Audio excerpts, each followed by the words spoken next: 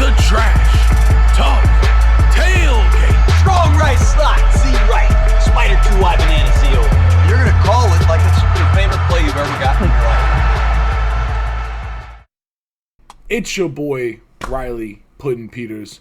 With me, as always, I have the doctor, defensive backs, quality control coach, Preston Rowe. This is the Trash Talk Tailgate, and we've got week 7 college football games coming at you, one after the other.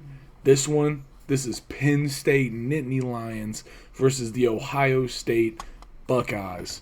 And Top 10 matchup. Yeah, we had number 7 versus number 3, respectively. It was in Ohio State, in the Horseshoe. It was packed to the gills, and it was all red. And you know what? Ohio State showed up and did the thing that they had to do. Yeah, man. I mean, story of the game was the defenses. Both defenses looked really, really good, besides Penn State deciding to leave Marvin Harrison Jr., maybe the best player in college football. I've said that multiple times. Maserati? Come on, dude. Dude, Maserati Marv. Shout out Gus Johnson. Absolutely. Yeah, dude, Marvin Harrison Jr., 11 catches, 162 yards, and a touchdown to put the game away. Hey. Don't forget about Honda McCord with 22 throws or with 22 completions off of 35 for 286 and a touchdown. Honda McCord. Let's go, dude. He's generic, but he gets the job done. Absolutely. You might not always think he will, but he does, you know? Absolutely. Yes. I mean, yeah. No, they showed up. It was like he was the only one that could kill him, Maserati Marv. He did the plethora of the work of that offense. Dude, I felt like. This is a huge stat. I don't know if I've ever seen this in any college football game ever. Both teams running the ball averaged 1.9 yards a carry. That's how dominant these defenses were. And, I mean, and then another crazy stat that really summed up the game for Penn State was Penn State, their third down efficiency was maybe the worst I've ever seen. 1 of 16. And that's honestly misleading. They didn't convert their first third down until there was 45 seconds left in the whole game. Up until that point, they were 0 of 15. They had not converted a single third down. Yeah, it was a hard time to be a Nittany Lion fan.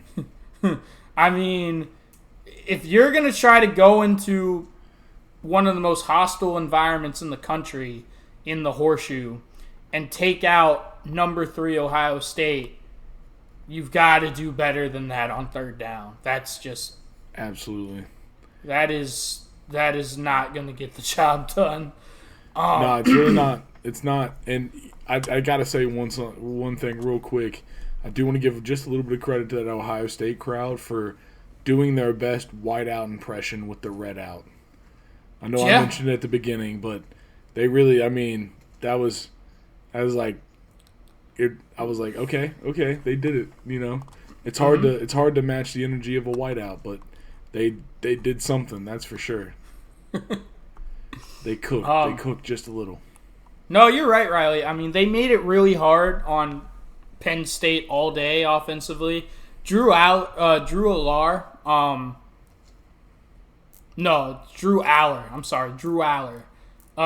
18 of 42, 191 yards, and he also threw a touchdown, but that was, really essentially garbage time.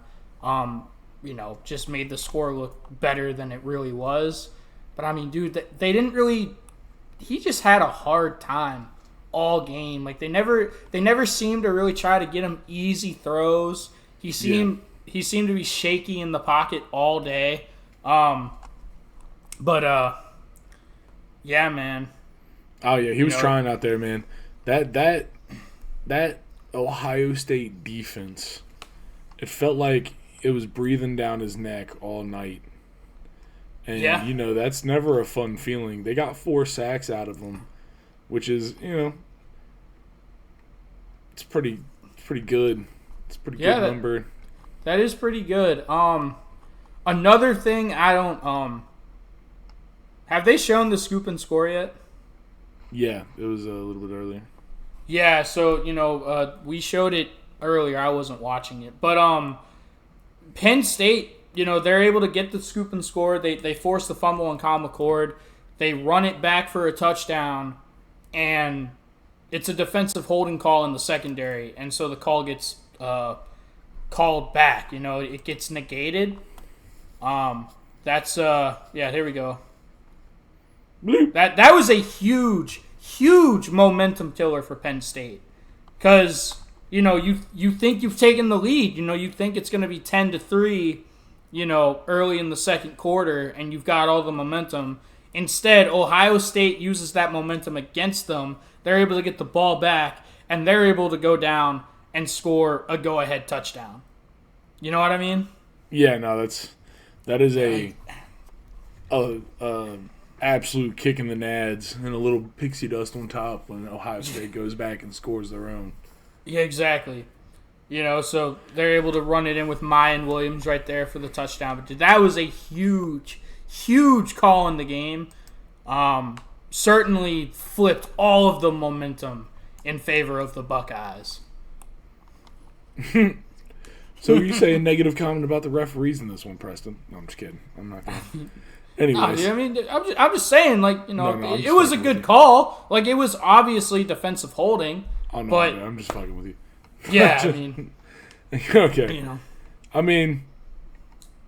Yeah, the defenses, though, this was a battle of two defenses just absolutely throwing themselves at each other. Haymakers, bro. Yeah. Haymakers. Penn State, they only recorded 2 sacks, but they got 9 tackles for loss.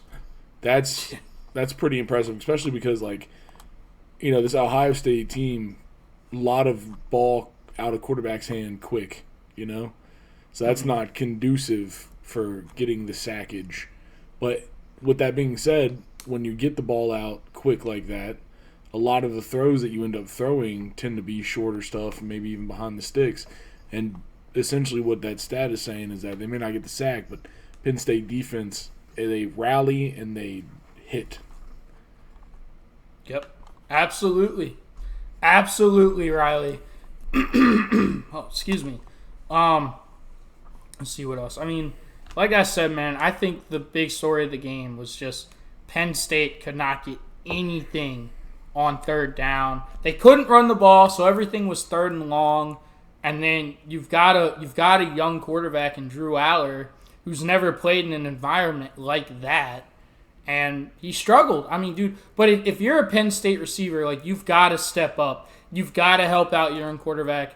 Penn State, they've had receivers in the past, on the outside who can make those contested 50-50 plays. Chris Godwin, Jahan Dotson, guys like that. They've had those guys in the past. Didn't seem like those guys really stepped up today for the Nittany Lions. Ooh, that's a special teams error right there. Yeah, the thing is, the Nittany Lions, they had a chance, man. They had that little bounce muff that they got. Their defense played well, got some stops. They had the goal line 4th down stop. Mm-hmm. And all of these chances, they really just they weren't able to do anything with, because, as well as I just said, Penn State's defense played, Ohio State's defense was way better. And both defenses were so good, but Ohio's defense, they were a brown belt in jiu-jitsu. They were strangling them. I think one of your favorite things you sent me, we have, bang, bang. Where is it? I did send you this. Yes, sir. We have it right here. So that's total yards for the second half. Ohio State had 180 total yards. Penn State had 6. And that's, dude, honestly, like, Penn State, they couldn't get anything going offensively. And that just, as a Virginia Tech fan, I know it all too well. You know, same story, different day. Fucking, your defense does everything they can, but they're just on the field way too long. And eventually they get tired out. They're going to get gassed if your offense cannot sustain drives. And that's what happened. That's what happened, man. You can't hang on forever when you're just, it feels like you're getting sledgehammered all game. Absolutely. You know, I mean Ohio State they were attempting to sledgehammer. I mean, 41 rushing attempts between the whole team. That is, here's the touchdown. Heavy Here's the touchdown doses. right here. Oh yeah. Yeah. Caden Saunders. But nah, this Ohio State team, they really, I mean, they took this sledgehammer approach to this. Ryan Day said, "We're going to do our best to make sure that this is a grind fest and that we come out with the victory." They needed to win this one. Everybody was talking about, we've heard a lot about this Ohio State team, about people talking shit or whatever, and all of these games are important if they want to, take some heavy momentum into the postseason and, maybe try to win themselves a national championship that they've been so close to, that they've just been fondling but not grabbing for the past, little bit. Yeah, so Riley, I do want to ask you one thing. I want to bring this up. Yeah. So this was Ohio State. They play every year. They're in the same division. So Penn State and Ohio State, they play every year, in the Big Ten East. They've also got Michigan in that division. They're both going to have to play Michigan. Ohio State has won 7 straight games over Penn State. And it seems like every year Penn State's a top 10 team, sometimes even a top 5 team, until they play one of either Ohio State or Michigan. And they always seem to be, 10-2, 11-2 with losses to Ohio State and Michigan. And I think a lot of Penn State fans are starting to ask the question of, is James Franklin the guy? Yep. Do you fire a guy like that? I don't think you do. That's the thing. I mean, we have this conversation all the time, and I know me and you here at the TTT, we are firmly behind sticking with your fucking coach. Because are you going to find a better coach? No. I mean, sure, there's going to be. No. There is some better coach out there, but are you actually going to find him? There's always a bigger fish. So, yes, there is out there somewhere, there is better coaches than James Franklin. But are you, Happy Valley, Pennsylvania, going to be able to pull him in and give him, what he wants at old Penn State? I don't think so. I mean, dude, here's the thing. Everyone's he can't beat Ohio State, dude. There are very few teams who can beat Ohio State. Absolutely. That's a really, really high bar. There's no bar shame. Hangs out with Willie Nelson and Snoop Dogg, dude. Yeah, man. That is tough, man. Honestly, so next year, Penn State, like I said, they're in the Big Ten East.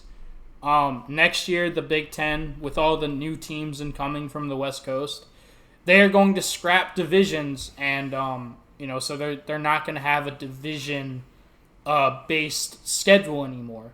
Penn State might be the biggest beneficiary of that. Yeah, because they won't have to play Ohio State and Michigan every single year. And if what I mean, the losses may not necessarily mean as much. They still might have a chance, even with a couple, a loss or two. I think that's true. Yeah. All right, man. Well, this game was a good one. This talk was a great one. Please, all you folks out there, comment, subscribe. Keep coming back for the TTT. Keep watching the games from this week, next week, the week before, the week after. as it goes on and on and on. We'll get back to y'all, but for right now, we got to clean up and get out of here. Peace.